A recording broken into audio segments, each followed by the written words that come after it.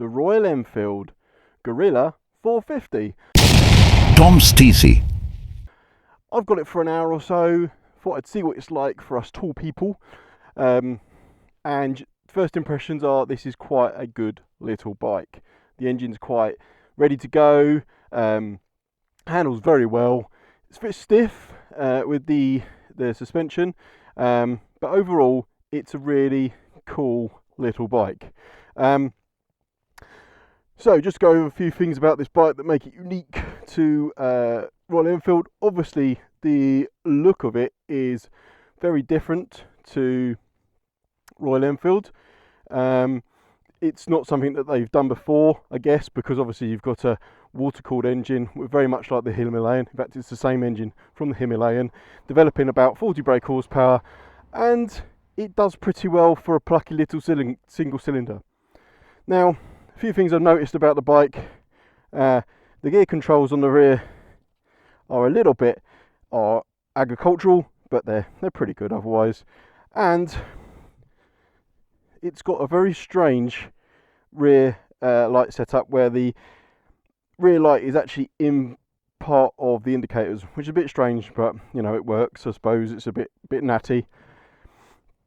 The radiator looks a bit crap, if I'm honest. Just sort of sticks out like it's not been finished off properly, but you know, it's providing a function. Things I do like, the headlight is pretty cool looking, although the shroud around here looks a little unfinished to me. The suspension is non-adjustable on the front. You've got right way up forks with these gaiters on him. Don't like gaiters on motorcycles, think they look a bit weird. Reminds me of the Kawasaki GT550s you see around London all the time commuting. You have a monoshock setup on the rear, like this one here, which looks like it's preload adjustable. Everything's pretty stiff set up, even for my near on 20 stone. You can still feel your bones rattling a little bit. But apart from that, a cool little bike. I like what they've done with the exhaust. The exhaust is nice and tucked away. Be interesting to see if there's any aftermarket exhaust for these. You've got a single disc at the front, don't fall over, with ABS, caliper, 4-pot caliper at the front, or is it 2-pot? No, it's just 2-pot. And then you've also got a single pot caliper at the back, which is also ABS. So we might even get to try it on this slightly wet day today. But overall, cool little bike for just under £5,000. I don't think you can go wrong.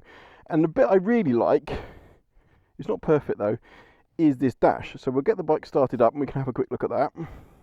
So as I sit on the bike, it's pretty cool. It's comfortable for me. I'm a 6'6" bloke with a 34-36 inch inseam. My feet are flat and my legs are bent, and it's not an uncomfortable place to be. It does feel a little bit small, but it's not uncomfortable. So you get a nice little flashy Guerrilla upload, and you get the little sweep over, and you've got this cool sort of analog setup. You can fiddle around with these. You can change all the settings. You can even connect it to your phone. So it almost has, well, it does have inbuilt sat nav.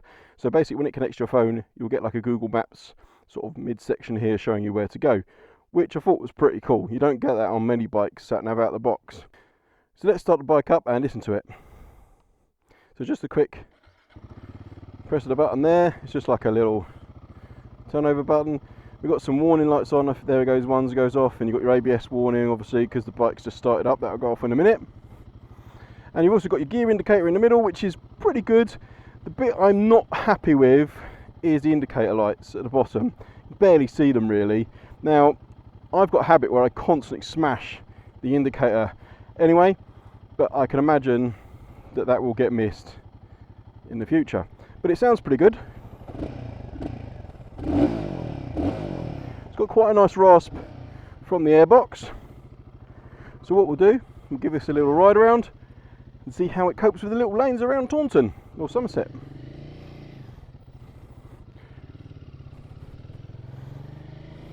Now it's a bit drizzly today, the roads are damp, so we're going to take it a little bit easy. But said that, this is a small light bike. I think it only weighs around 180 kilos, and you feel like it does only weigh 180 kilos. there's nothing to it.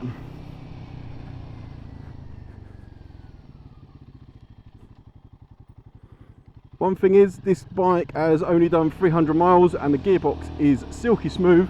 When I rode the shotgun, that's exactly what I noticed about the shotgun. The gearbox is so smooth.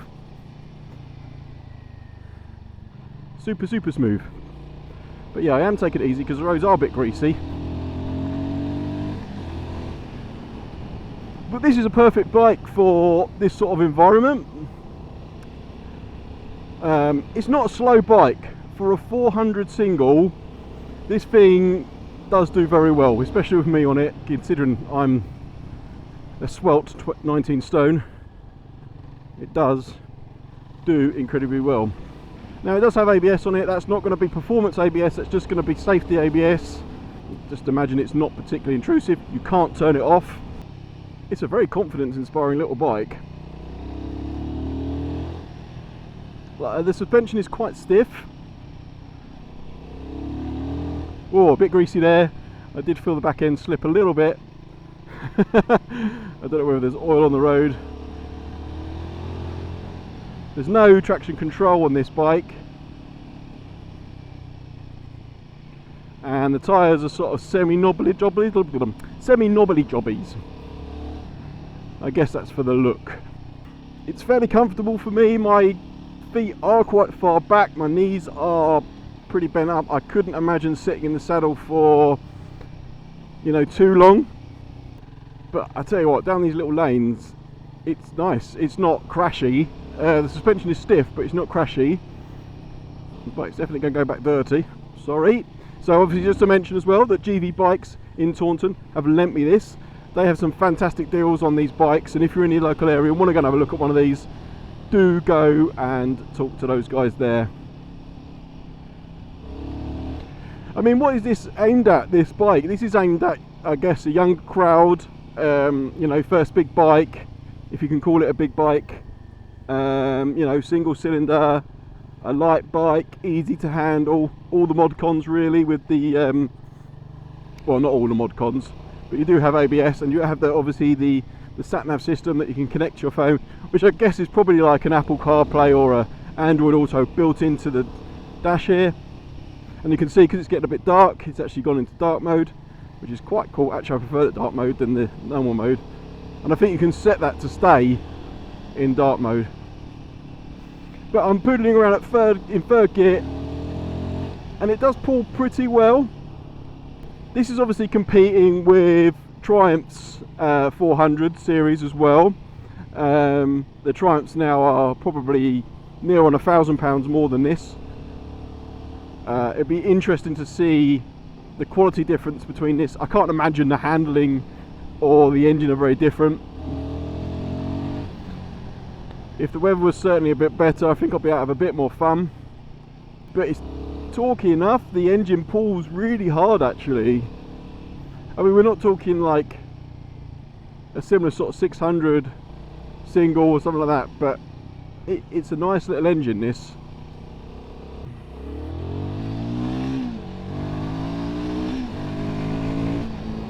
And it cuts up to speed pretty well. That's 50 miles an hour. We've just reached there nicely. It shifts through the gears properly. You've got a little red light that appears on the dashboard telling you to shift up, probably because it needs running in. But it's quite confidence inspiring. For me, even someone who's quite an experienced rider, it feels like a good place to be. I don't feel like I'm riding a tiny little motorcycle. It's certainly more, obviously, more substantial than a 125 and a 250, obviously, and the engine definitely feels pretty good. It doesn't sound like it's really struggling. Let's third gear pull away there. Let's just let it slow down a bit. It certainly goes through the res really well. Yeah, this is a nice bike. I quite like the dash area. It's very minimal. You've got nice wide handlebars. and obviously I'm taking my hands off the bars there, and it feels really solid. I mean, you get some excellent finance deals with Royal Enfield at the moment for these things, and if you're a new rider, I don't think you could go wrong. I'm actually starting to feel a little bit of uncomfortableness in the buttocks, but then I always do with most bikes, because especially bikes like this, but all my weight is on my bum. You're not.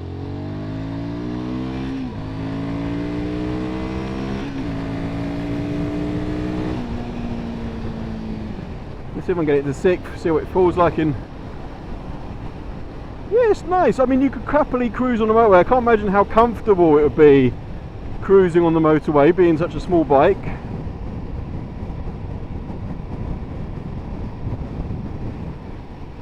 I don't think it'd be a problem.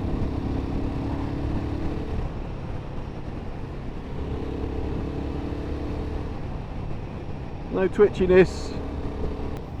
But yeah, I mean, I don't think you'd go wrong. And imagine if Triumph would let me do a test ride on one of their bikes, I could compare it, but I would imagine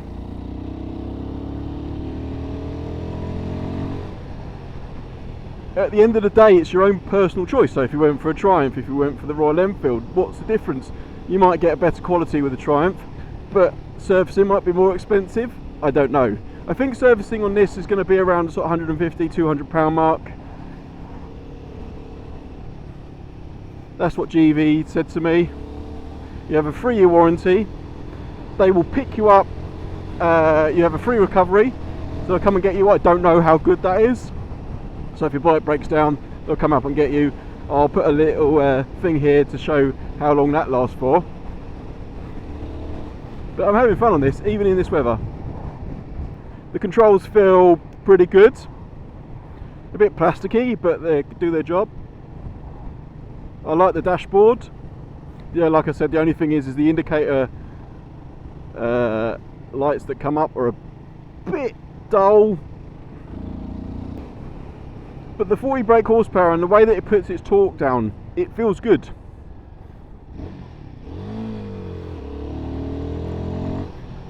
That was a really bad gear change from me there.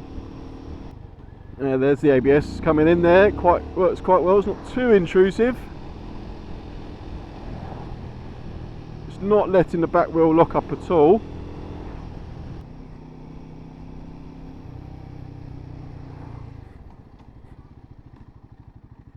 There's the ABS. That works really well. I think the back wheel locked up a little bit there, but it wasn't uncontrollable.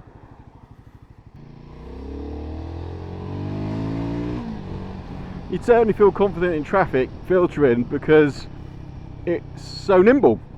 It's definitely nimble. I feel like I could throw it around. Right, so I'm going to start wrapping up this video here as we head on to temporary road surface. Let's see what's like. Woo! Right off road. This bike is really, in my opinion, feels like really good value for money. I think if you're looking for a first time big bike, just pass your test, it's perfect. Or you're looking for something just to commute backwards and forwards to work, maybe you want to downgrade a bit, get a smaller bike, you don't want to spend Triumph money because these are a little bit cheaper than the Triumphs, then yeah, great little bike. And on that note, I think we'll finish up there. So thank you so much for watching. I hope you've enjoyed the video. As you'll see, Tom's TC, if it's just your first time watching it, Tom's TC is not just about reviews, it's about all sorts of bike related stuff. Do rides, do vlogs, everything else. Please give me a subscribe, give me a like, give me a thumbs up, whatever. Hit my Instagram, check out my Facebook, etc, etc. And hopefully I will see you next time on Tom's TC.